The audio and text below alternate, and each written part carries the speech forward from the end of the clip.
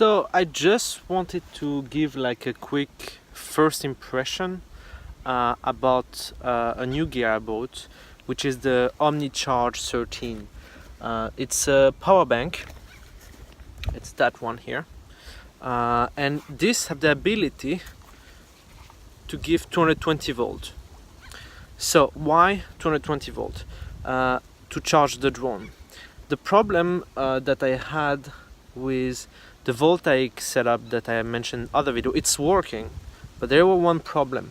It's that batteries, so far I haven't found any reliant way to know how much there is inside. I explain myself. So you see here, this is the Voltaic V72 battery. It's working very well. However, this indicator here is not reliable.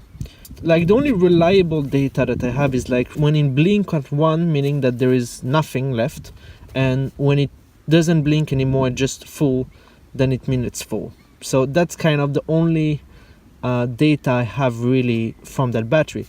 The charging is really good. Just the fact that there's only one USB port is a bit a pain, but fine. But the charging input is, yeah, it takes everything that the solar panel, which is right now fixed on the kayak here, is the arc 20 watt. It takes everything. So, you know, I usually put that setup, you know, plugged in on the input there. I usually have that, you see here, it's charging.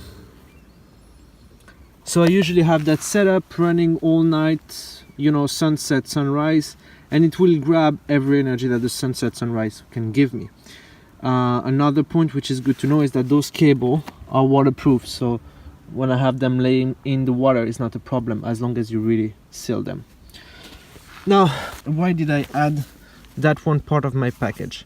Well, the simplicity of it is that I was trying to carry 2 batteries like that and not being able to know how much I will be able to charge and how much I am producing. So the OmniCharge have a set of like a computer system inside that give you a whole bunch of data. I'm thinking you will not be able to read, but basically it will tell you how much there is inside. Don't rely on it. It's not really reliable. The same than those batteries. You cannot trust the LED because I don't know how it's work, but you know, sometimes you will end up, it will tell you it's 1% and you still have half of the battery. I don't have the reverse, meaning it says it's 100% and I have less than what is expected. Now, the really cool thing is that it does not speak in milliampere, it speaks in watt hour, which is, from my viewpoint, correct to speak like that, because now you deal with 220 volt, and here you have 2 USB fast charge port, which is really fast charge. This is not fast charge port. So I'm not gonna give like a demo on how it works, like you turn on the AC there, and it works also for US. You have a US version for it for 120 volt, and you work here, and here you activate the USB. Now the really cool thing is that it also handles inputs from all kind of voltage. So you can have this kind of cable here, which go to USB, and you input 5 volt into that, and it will take as much as it can take, which is usually 10 watts from a 5 volt port. Like this will take quite a few hours to charge the USB, but it do charge. And but you can also plug it in the wall, and it will take like 2 hours to charge everything, which is great. And right now, for example, I'm gonna connect it to the solar panel. So I just connect the same. I'm gonna disconnect that one here. So basically, I don't know if you can see it, now it tell me that I generate 2.54 watts of energy. So that's very interesting because you can see how much you're actually creating. Now, why only 2 watt is because the panel is in the shadow, okay? Now, if I'm one thing also which is cool, it tells you how much time it's need to fully charge and how much time you're actually using. So that's also very good data, because you plug your iPhone and your iPhone is gonna take like maybe 12 watts. With this data is very important because you can estimate, and that's the main word that I needed and that I was missing with my Voltaic system. So now it inputs from the solar panel to what? Now I'm gonna put the solar panel on the sun. Come back here. There we go.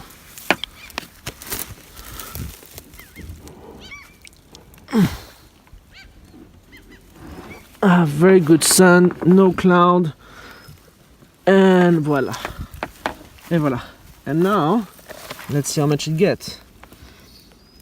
4, 5, it's raising. 6. I think with that kind of sun I can get about 10 watts. I'm at 7. So you have like this solar controller, so basically it can handle solar charging, so that's good. 8. So you can see that there is a big difference between like a small shadow and yeah, I'm at 10 watts, and I can get higher, but anyway, you get the point. So be careful when you place your solar panel.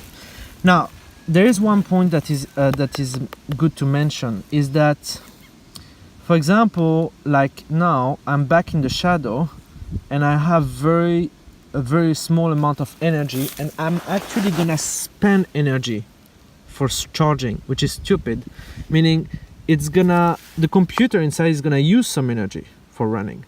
So the amount that I'm getting in via the solar panel is not enough to run the computer, so I'm gonna use the battery. I did a test, I fully charged the battery, not fully charged, half charged the battery, sorry, and I put it on a very cloudy day.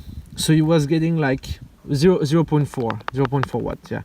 Basically what happened is that in the end it was basically lower than when I let it, which is annoying, because if you don't know that and you put that on charge and you're like, yeah, it's fine, it's gonna just charge and I can leave it there. No, don't do that, because this have computer that run inside and use power and use electricity in itself.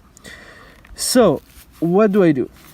Well, I still have my case that I showed in the video, charger there, and cable there.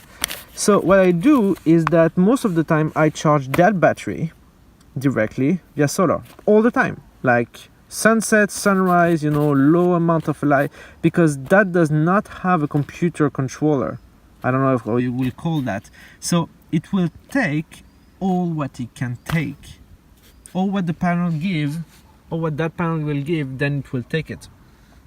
So this is how I get my energy, and this I charge after all my things which work on USB with that. And then I charge via USB, via that cable, directly into that one. So you lose about like 10% of energy. So I made the math, and you will need to actually, if you don't want to lose energy, when you can get more than 4 watts, this is more efficient to plug it there. If you get less than 4 watts, it's more efficient to have it there.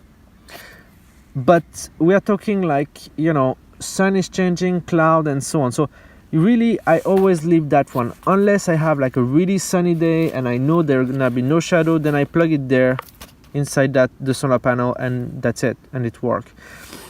So yeah, and then after, like, easy, I got the Mavic charger there. The Mavic is there. I charge the battery. You know the drill if you have a Mavic. That's my setup on the solar charger. So I balance between those two. I don't know if I'm gonna keep it like that.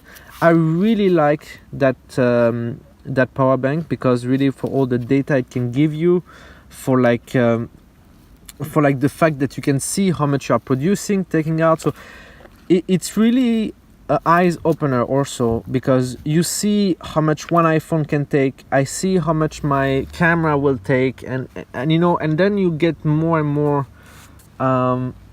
fact about how much energy you use on track. So that's very important, because obviously in solar I'm gonna be very limited. I really like this OmniCharge. It's too bad that they don't ship in Sweden. I had to pass via somebody, very nice guy, that basically bought one, and then after, like, he sold it to me. So that was really nice. They are a bit pricey, to be very honest, but they're worth it. And like you got 220 volts. So now I can make the joke, yeah, I got 220 volts in my tent, no problem. Note that this is 220 volt but max 65 watt. I think I said it right. It's max 6. It can deliver max 65 watt on 220 volt. So MacBook Pro, for example, I know I have like this 85 watt charger, will not work well. I don't know if it works at all. I know they have a bigger version than this one, which is 20,000 milliamps. This is the 13,000, and it can deliver up to 100 watts. So maybe a good investment for you.